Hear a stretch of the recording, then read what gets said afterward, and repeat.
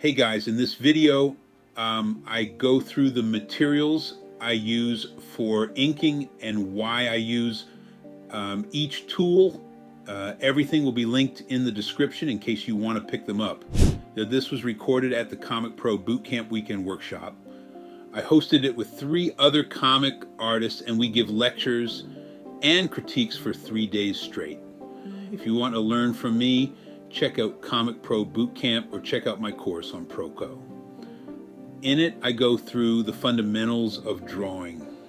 I cover primitive shapes, basic rendering, and my strategy for drawing characters from imagination. If you're interested in either of those, check out the description. Thanks and enjoy the video.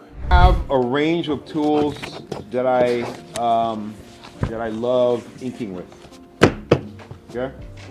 Now, my go-to, my default is basically this pen. You guys can see this on the screen. It's basically this pen. Okay. It took me a couple years of trial and error, testing different type of markers.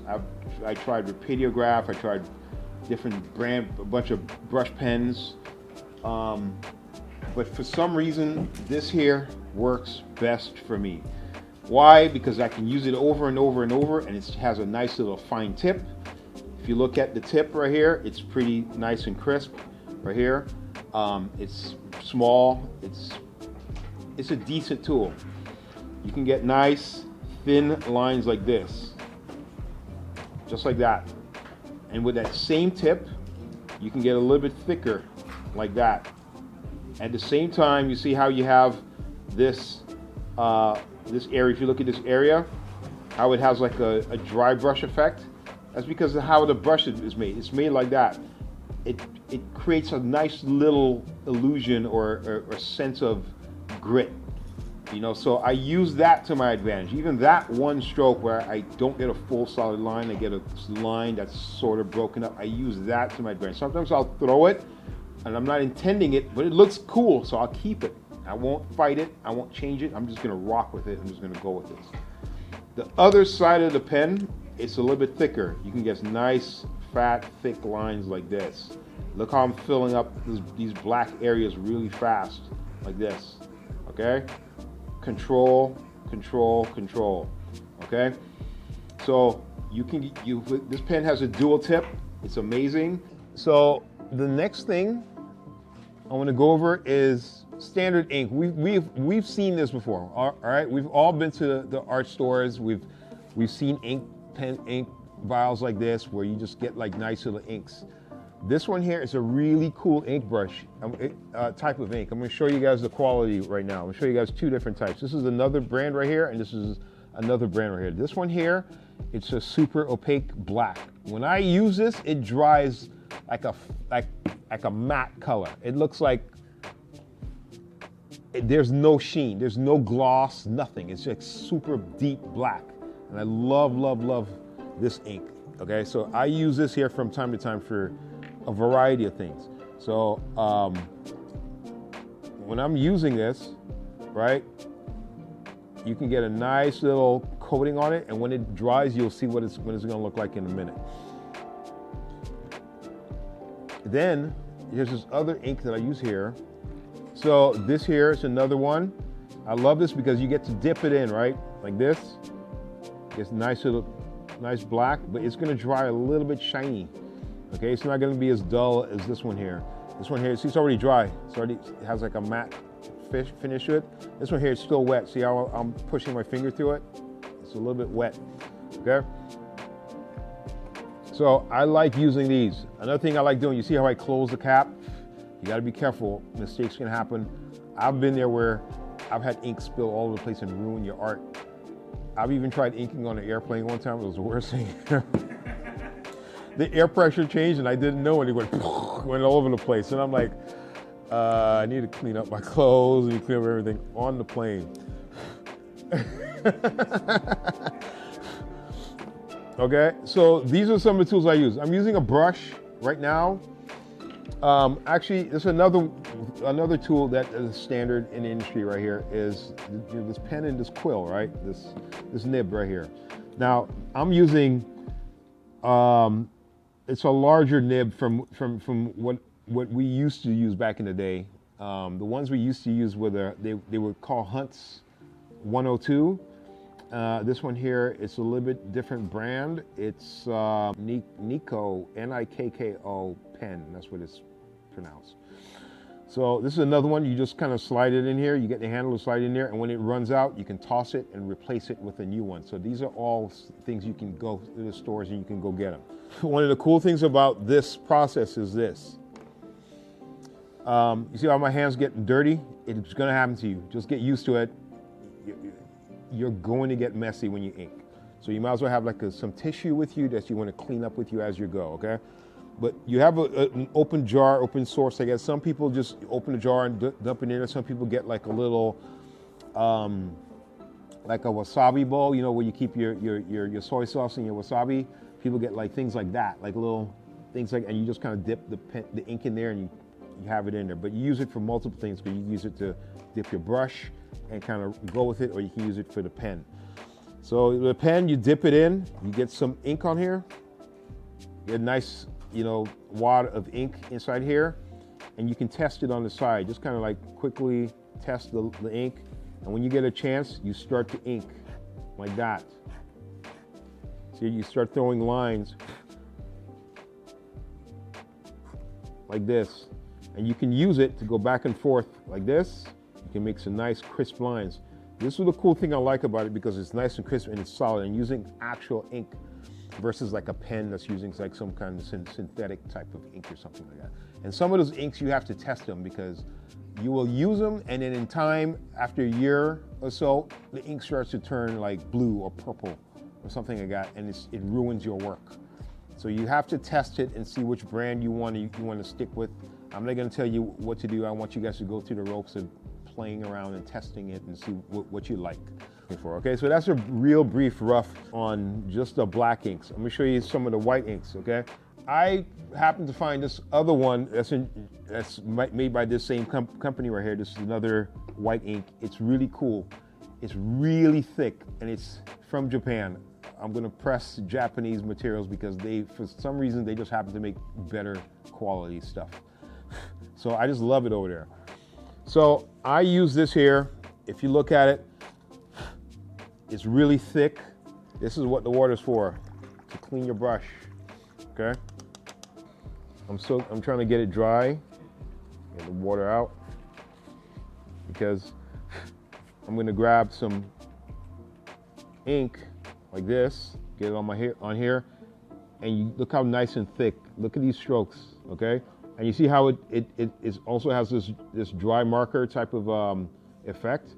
I really like that. Now you see how some of it picked up some of the black. This is why you need to test a lot of your inks, because some inks will bleed like this and some won't. So you have to really test it to see what works. So go out there, buy some materials, go home, play around with it, test it, see if it works. If you like it, rock with it. If you don't like it, toss it and get a new one. So I'm going to test it over here on this one over here. See? Nice blacks. How it picks up on how it contrasts the blacks. I use a lot of strokes like that, where I use my brush pen with the white more of an accent or to clean up. That's usually what I use it for. Whenever I use white, that's what it's for. It's to reinforce or to restructure or to create accent lines or energy lines that's going to make certain things pop. Or, like I said before, I might clean up. Like I might have like a large area and I'm like, oh man, I don't like how this came out. So I'll grab some white like this and I'll come back and I can clean up like an edge like this and just make it a little bit more neater. You know, you can come back and you can do stuff like that. Constantly clean your brush when you're working, because it's going to help. Don't just leave it there and let it dry, because that's the worst thing you want to do with your brush. Your brushes are like kids. You want to take care of them, you know, because they'll start crying and it'll make your life horrible. Control is the key. when you're inking, you need to be able to control the line, because if you don't control the line, that's when your lines are going to come out looking like this, shaky. Okay, you have to be able to control it. So how you hold your hands is very, very important.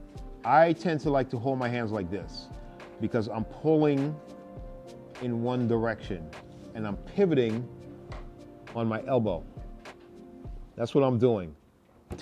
Elbow on the table, so it's locked, it's not moving. And then I'm gonna pivot. I'm gonna use that as, this is my pivot point, and I'm just going to pull, like that, okay? And because my arms are locked, I'm gonna rotate the page to match the art or the angle of the line I want to ink. And that's how I go, pull, rotate, pull, rotate, pull. That's how I do it. So you want to control like that. The other area you want to rotate is on the wrist, like this. Don't treat it like a pen and you write like this. Try to angle your hand and lock it in. Now you use your fingers here to keep it on the page, and this is your height variance. So this one here, you get to control how high you go, how low you go. It works great with brushes. And you have your weapons. You better know your weapons, right, Bray? You better know what your grenade does and how much damage it's going to do, or else you're gonna kill the rest of your teammates. You're gonna kill the machine that you're trying to build over here. So learn your tools. You want to pivot from your elbow. You want to pivot from your wrist. So it's a combination of these strokes. You can also pivot from your shoulder, but it's a little bit harder. Okay, you have to have really good control to be able to pivot from your shoulder and use your shoulder, your elbow, and your wrist. Okay, but once you put your hands on the paper, you have better guidance, because now you can gauge, okay, where am I going? How high am I going? How fast should I go? And another trick I learned from this one inker, his name was Frank. Way back in the day, he did some stuff with us way back when we first started off at Image Comics, right? In the old Wildstorm days. He showed me this, right? I'm gonna try and do this here in front of you guys live, and I'm not gonna mess up because I'm too good, right? I'm psyched myself out. So what he showed me was this. Let's say you have a line that goes across like this, and it's a long line. Like say it's like a big, like it's a big muscular guy, and you just did this one piece like this, right? This is guy muscles, and you're like, oh, I need to ink this giant line over here. How am I going to ink that? And you're trying to ink it, and you're going slow, and you're not catching it. What you want to do is put your eyeball here. That's the first thing. So you can lock it in and then move your eyeballs over here. So you start looking over here. You say, I want to hit this point. I'm starting from this point. I want to hit here. So you put your pen down here and you look over here. And once you look over there, all you have to do is just connect the line. So you look at it and you just connect it. That's how you draw like long lines. So if you want to ink even from here all the way to over here, this top part, you can literally draw a straight line going there by putting down your pen and looking at what you want to go, and just go right to it. That's how you want to do it. So it's a trick. Okay, so that takes time and practice. So you got to do it over and over and over and over.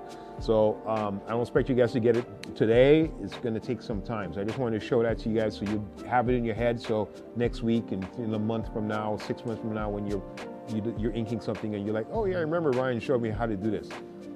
There it is. I just showed that to you.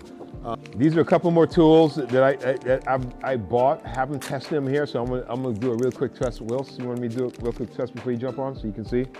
So this one here is a brand new pen. Wow, this is nice. And like, it's soft. It feels like cotton, and you're just throwing lines on it.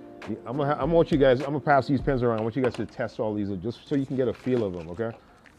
Here's another one that I tested. I haven't tested yet, but I bought. Let me see. Oh, this one's gray. I don't like it. No gray lines. This is nice. I've used this one before in the past. It's gray. I don't do gray. Gray. Who inks with gray lines? So this one here, I know this one here, this one uses like real ink. So this one here, oh, it doesn't have the card. It has ink like in the back. As the ink depletes, you'll see it lower, getting lower and lower and lower. So you can tell there's like real ink inside here. It's not like a nib that's soaked in ink. It's actual ink that's in here. So I really like it. Get some nice, good structural lines in here. So when I was in Japan, I just went like on a pen spree and was just start buying all these different pens. This one's okay. This one's kind of, it feels more like a marker. Yeah, this one feels like a marker. So this is an example of a pen that sucks. You wouldn't want to use. Wills is going to come in and demonstrate some things, and then after that, I'm going to come in and finish off.